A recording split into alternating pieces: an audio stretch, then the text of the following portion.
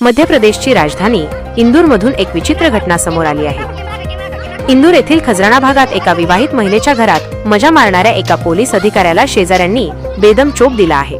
हा एसआय दारू पिऊन शिवीगाळ करत असल्याचा आरोप स्थानिकांनी केला आहे। या घटनेचा व्हिडिओ सोशल मीडियावर व्हायरल झाल्यानंतर एसआयला निलंबित करण्यात आले। पोलिसांनी दोन्ही पक्षांविरुद्ध FIR नोंदवला आहे।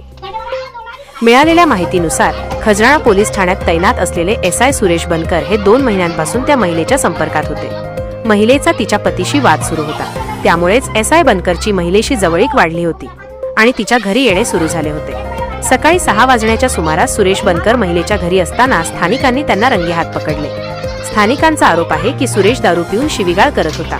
त्याची आक्षेपार्ह अवस्था पाहून लोक संतप्त झाले आणि त्यांनी त्याला बांधून काठ्यांनी बेदम मारहाण केली।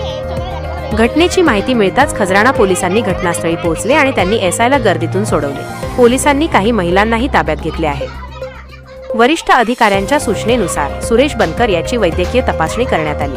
प्राथमिक तपास आणि प्रत्यक्षदर्शींच्या जबाबांच्या आधारे दोन्ही पक्षांविरुद्ध FIR दाखल करण्यात आला आहे।